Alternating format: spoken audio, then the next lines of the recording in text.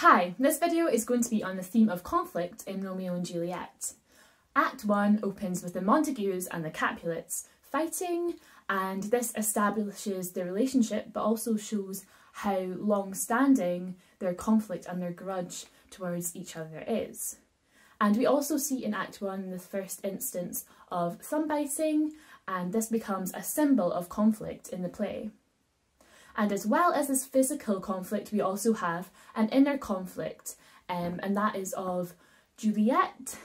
She says that I must love a loathed enemy, and she says this to describe her feelings, her inner conflict towards her feelings for Romeo.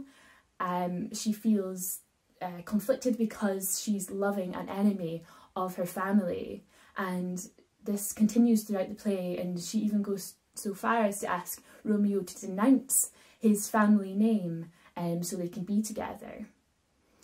And this inner conflict and this physical conflict also, we can follow this throughout the play to see how we end up at our tragic ending. So the Montagues and Capulets are unable to set their conflict aside, their physical fighting, and this of course ends up in their children's deaths.